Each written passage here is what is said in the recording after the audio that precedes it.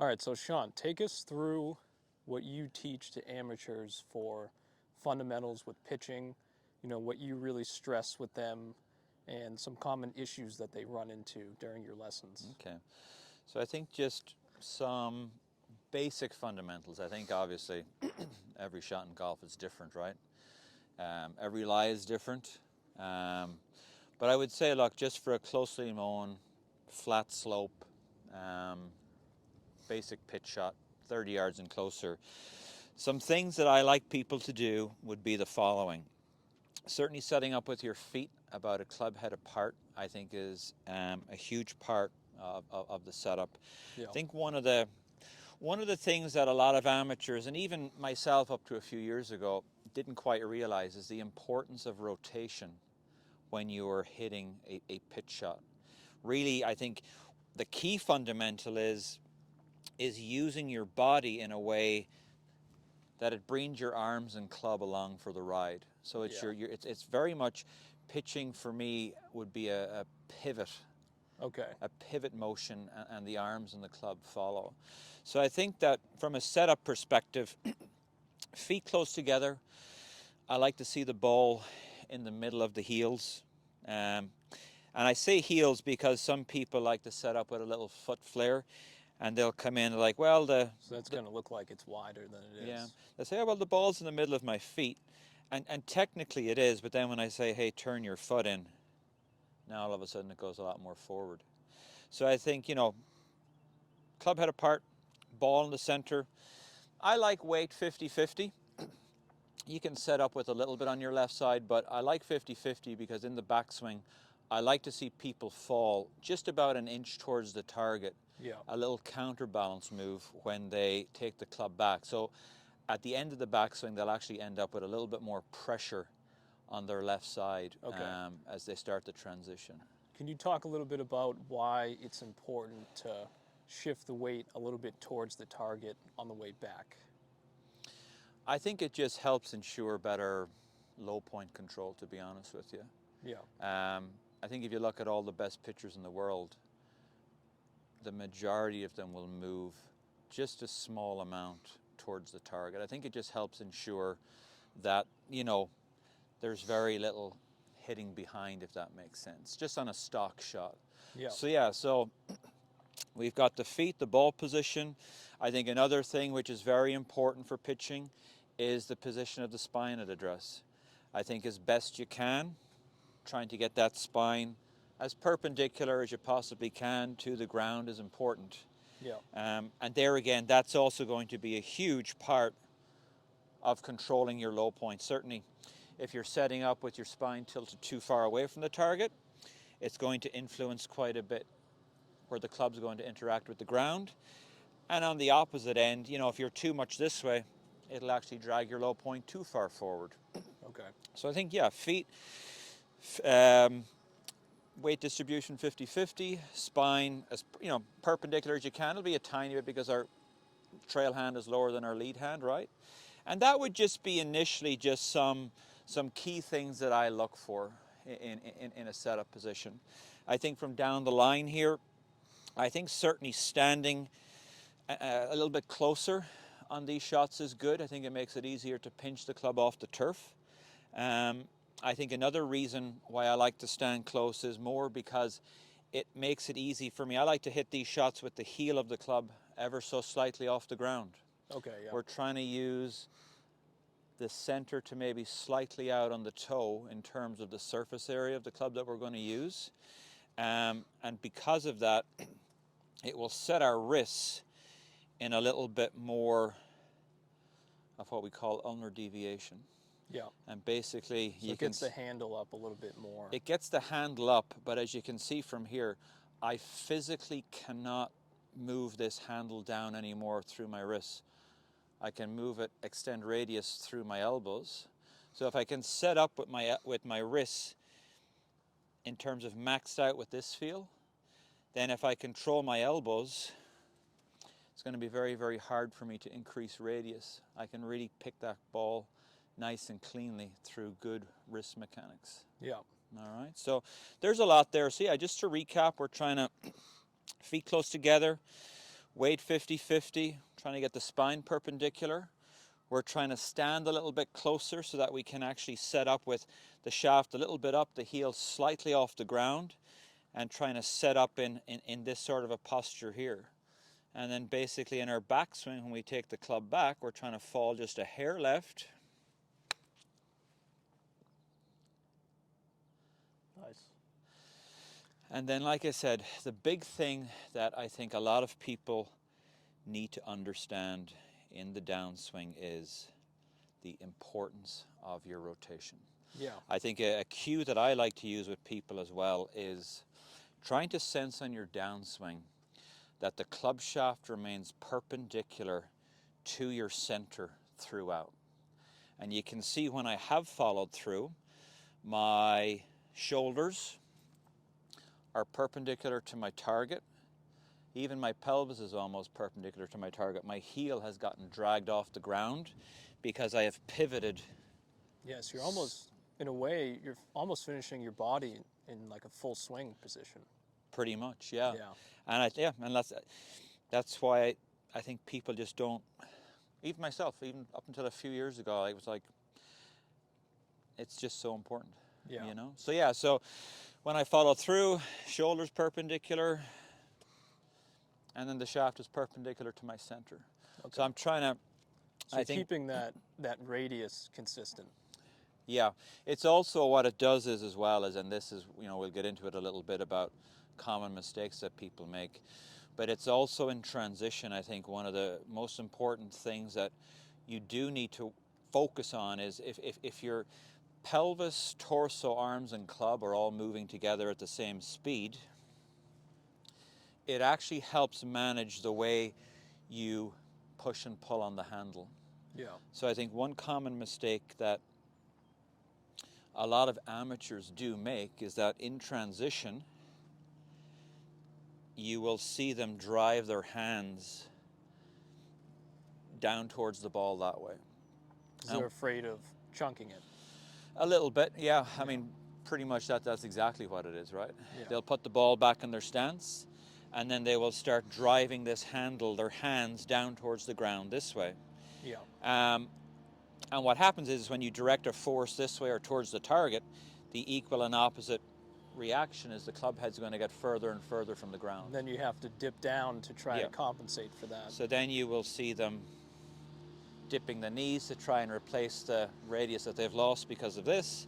Yeah. And then it's the thin shots, and then they get into a lot of trouble.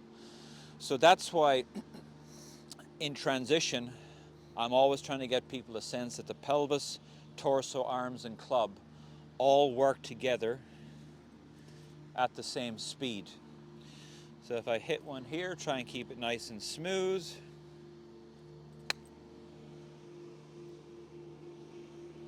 So it seems like, because there's a lot of instructors that say to simplify the chipping motion, you should take your body out of it and feel more arms and hands. But it seems like more modern instruction today is promoting more of the body turn. I think it is, because you've got to be able to manage that transition. Yeah. Now, there's many different ways to do it, right? And I think that's what we do have to be careful of, is that especially when you watch some of the best players in the world, they're able to manage a lot of this stuff. So even though, like say for example, a Jason Day, right? Very wide, drives the hands back into position. Now, it looks simple on TV, but he's driving such energy towards the target that the club keeps kicking back more and more. Yeah. And then you'll see he does have to have a little bit of a lowering mechanism to actually get down to the ground to hit the shot. Okay. Would you change it? Absolutely not. But would you teach it to someone? Absolutely not. Yeah. I think that, you just have to be careful what you listen to. I mean, everything you hear is right. It's just, does it apply to you?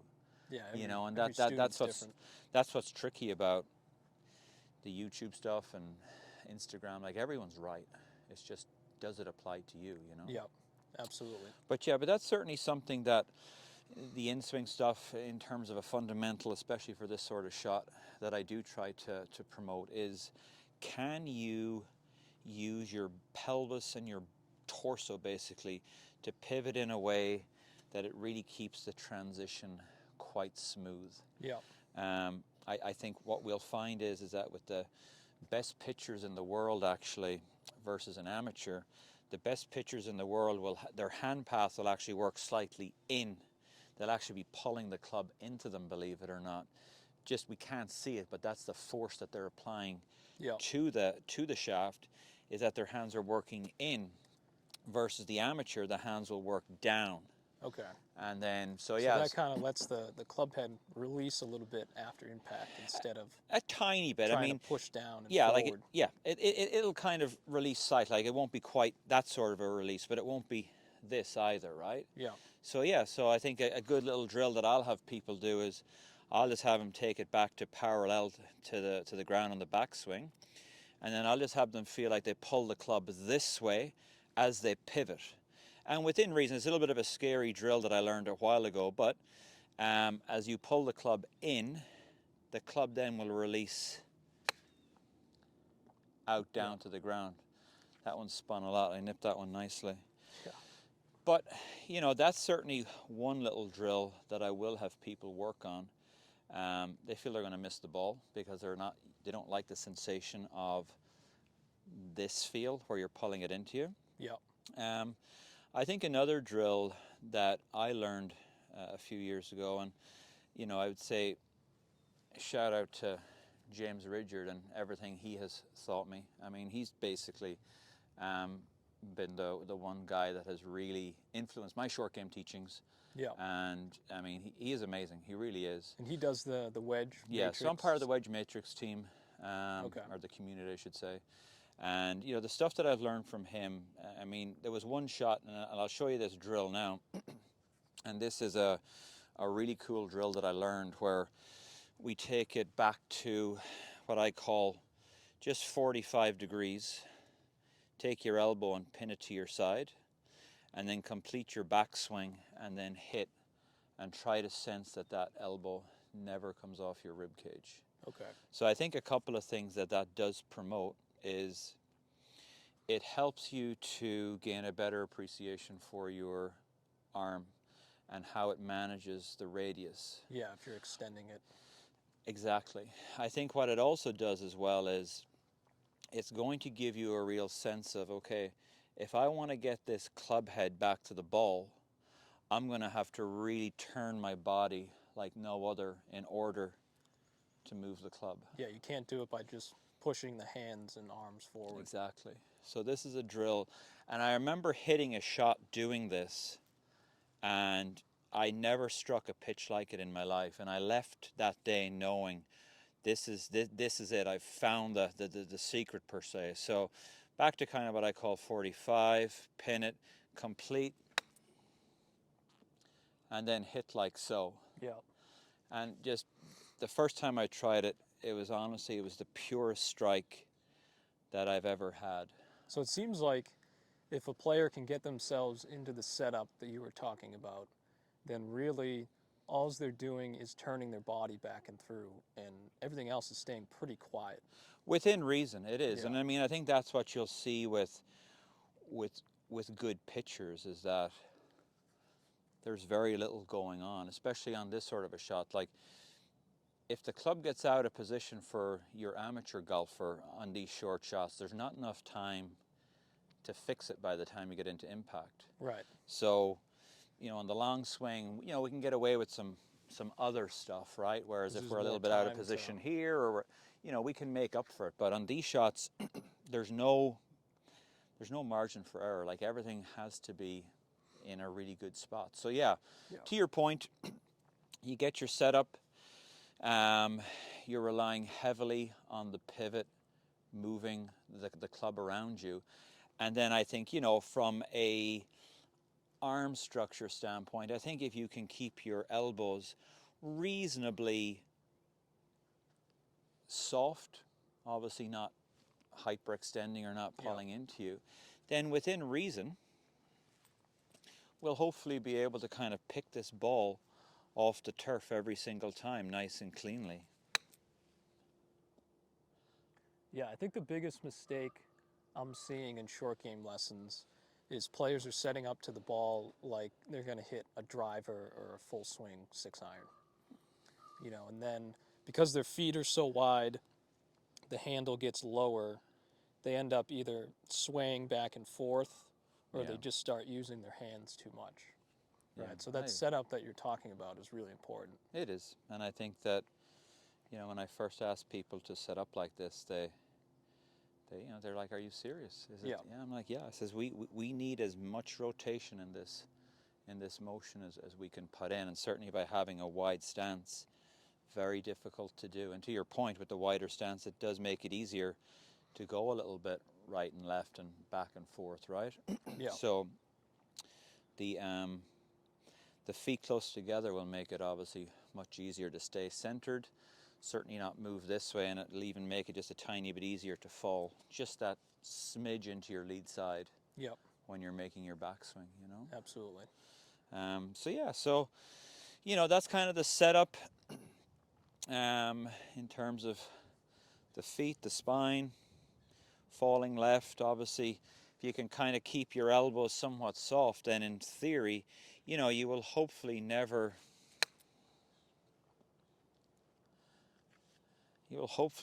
stick that club in the ground, Yeah. Can you talk a little bit about like what the attack angle would be for these shots that you're hitting right now, and the setup that you're getting into? Probably for these, when I measure on my TrackMan, I think just for this stock little shot, I like to use low point a little bit more in terms of attack angle. Okay. So I'll, when I'm talking to people and giving lessons, I like to see something 3-4 inches after. It will equal maybe anywhere between 4 and 5 degrees down. Okay. Right? Yeah. So I think when you talk about angles of attack and steepness, it causes some confusion. It causes a lot of confusion, because I think that when it comes to, obviously the further you get your low point beyond, the steeper your angle of attack. Yeah. I think when I would have been playing golf when I was younger, if I did happen to chunk one, I would, I think we were just programmed to think, oh, I was steep, and that was it. I guess, like, even with the TrackMan stuff now, or before the TrackMan stuff, I should say, when people would hit it left, like, oh, it's over the top, right? Yeah. And obviously, very few people were, because the club face was 20 degrees closed, and that's why it started so far left. But I do think with the short game stuff, I think that you need a certain amount of down in order to, have as little grass interference between the club face and ball at impact, right? So I think from there is that a certain amount of steep is good. I think from there it's a matter of the pivot and the ability to manage radius through your wrist structure, through your elbow structure. Yeah. And I think that they're more the two things that I think need to be, that I speak about in lessons, is that, and this is where the pivot part comes back into it as well, is that the rotation of your body is also going to make it much easier for the club to bottom out a little bit on the target side, or you have your low point. You can be pretty steep with a chip shot and barely interact with the turf, well, yeah, right? Because, if you think about it, like, I think a lot of people think that steep is linear. So they're hitting the ball, and they're like, oh, yeah, well, I'm coming down super steep. And then they think, oh, yeah, it's going to continue this way, right? But the best pitchers in the world, they can come down super steep on it, and then at the last second, they can level it out. Or in some cases, they rip it back out of the ground again. Yeah. So... And that's from, like, controlling the radius and your body turn and your arms. Yeah. So I mean, yeah. So I think, certainly, obviously it's a hot topic right now. Certainly this kind of falling significantly forward, creating a low point that's significantly on this side of the ball, which produces quite a steep angle of attack. Yeah. In order to not bury it in the ground, one way to do it is to pull up out of it, right? It has to be done, because if you don't, the club will continue down into the ground. Yeah. Or another way, what I like to do as well, I prefer this way, is I like to just sense that I am hinging the club back out of the ground. So, I'll try it here. I'm trying to fall. I'll fall quite a bit forward on this one.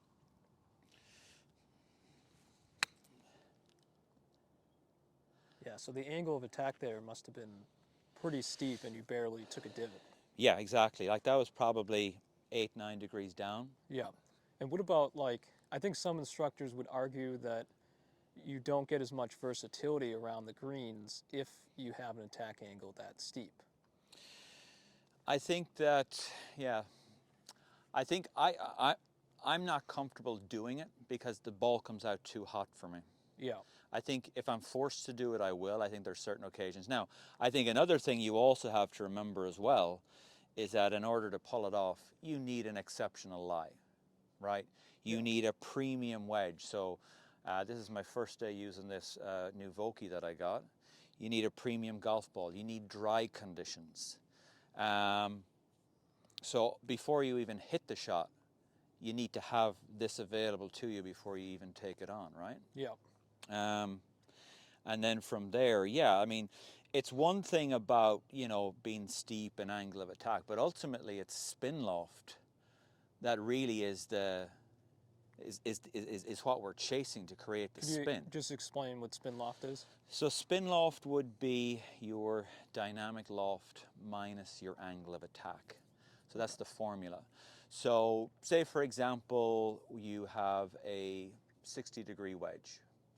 You hit down on it 10 degrees. You change nothing else, your spin loft's going to be 70. So 60 minus 10, if you know what I mean, becomes a plus. So it's 70. Okay. So in a perfect world, we're trying to get a spin loft somewhere around 51, 52, 53 is a good number for that club to grab the ball at the perfect angle to create the most friction and to create the most spin. Okay. If you produced a spin loft of 60, the ball would slide up the face too much. If you produced a spin loft of 40, the ball's coming off too hot.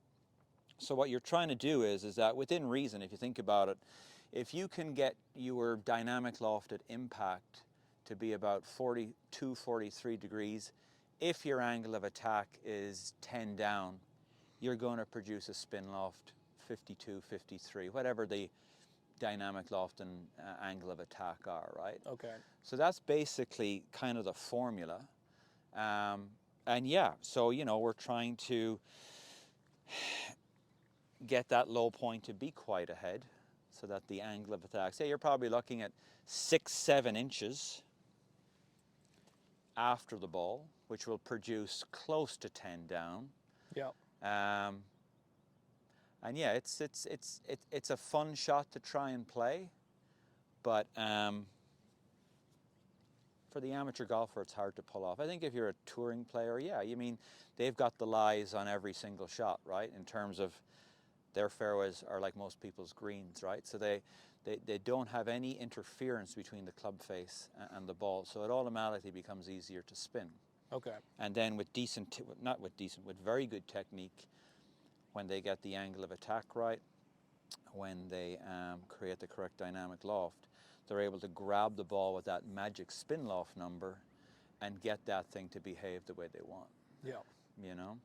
So yeah, you do need some very, very good lies in order to pull it off, Nice. Yeah, so tell us a little bit more about how players can use that base model, but adjust it a little bit to change different trajectories. Yeah. And then also, like when players should be using different trajectories, which shots? So I think that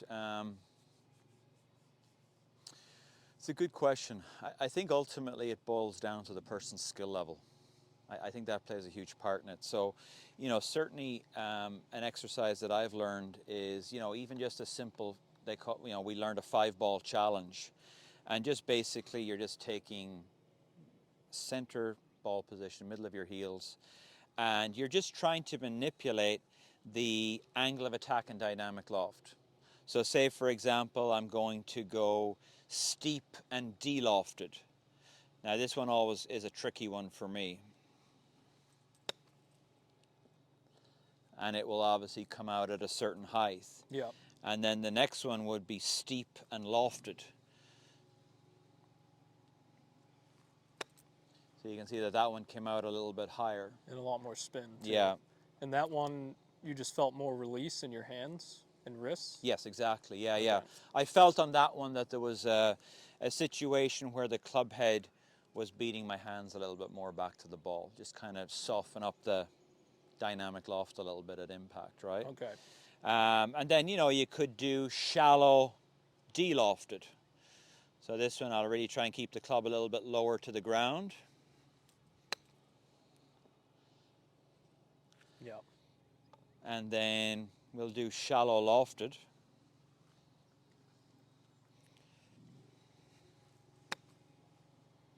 And I hit quite a bit behind that, which is fine. Got away with it.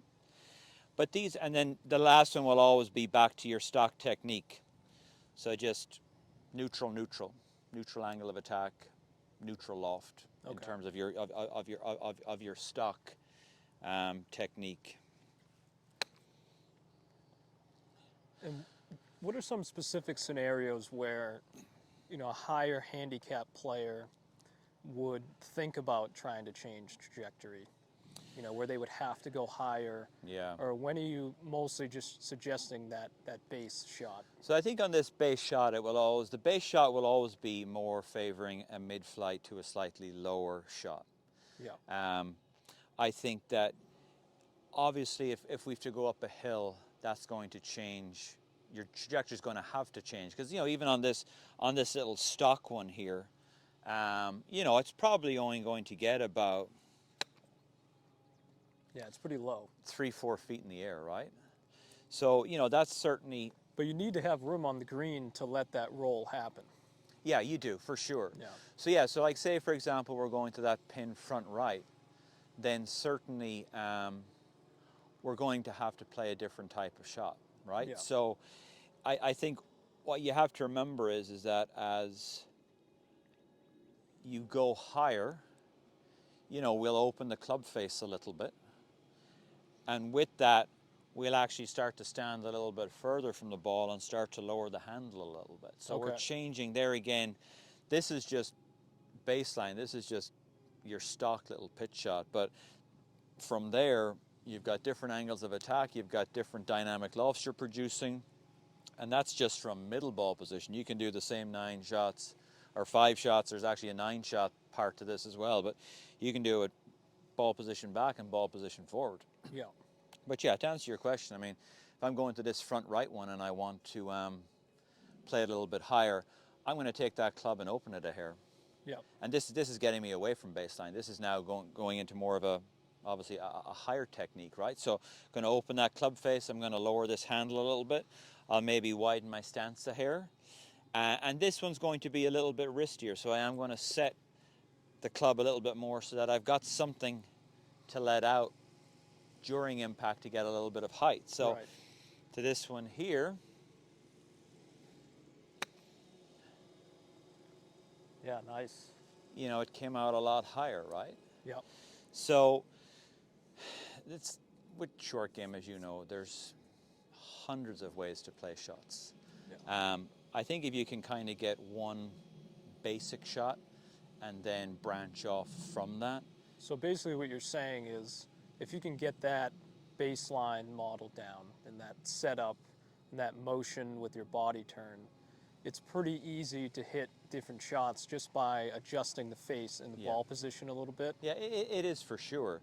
And yeah, even off of, you know, I'll just grab a few more balls here, like even off of baseline, you know, if you do want to play one that's a little bit higher, we'll put it more forward in your stance and do the exact same thing. Yeah. So like if I'm, say here with baseline, I'm going to put the ball just a little bit more forward. Now, it'll, you know, that came out probably 3 times the height of what. And you flew it farther too.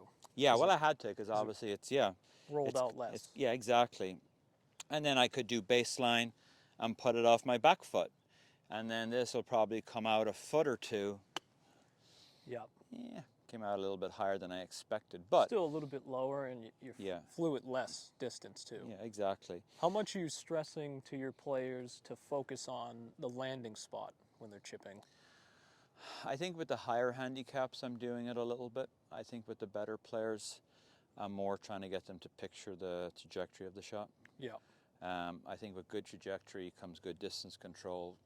So I think I don't like especially my junior golfers, I don't want them to get too locked into a landing zone. Well, we want them to pay somewhat attention. I want them to more picture the way the ball's going to come out, the flight of it, how they anticipate it releasing based on that flight. So certainly I do encourage them to always try, within reason where possible, get that first bounce of the ball to be on the green. Okay. Because obviously from there it becomes a little bit more predictable how the ball will release. You know, there's going to be situations where we can't do it, right? But if at all possible, get that first bounce of the ball to be on the green. Even if you were hitting a shot, you know, if there was a pin right here, a little bit closer to that first pin, we're not trying to go through that fairway grass at all. I think that the idea would be is that you would have a technique where you would be able to step up and say, I can take this out of play, right? Okay, yeah. If you're 'Cause not it's in just that, unpredictable. yeah, if you're not in that position, then you need to keep working on your technique. But yeah, I would definitely want my better players to look at this near pin and be like, okay, I know exactly what I need to do to take this, we'll say this fairway part out of play. And, you know, we've got probably 8-9 feet to work with. You know, they've got to be able to pull that off, because under pressure, you're going to need it, you know? Yeah. So yeah, so definitely first bounce of the ball on the green wherever possible, and then matching obviously the technique to the sort of trajectory we're playing. So on a higher shot, they're going to stand a little bit further away, lower the handle. On a lower shot, they're going to crowd it and really get on top of it, and then it's going to be easier to kind of pinch it and get it to come out and release, you know? Yeah, absolutely.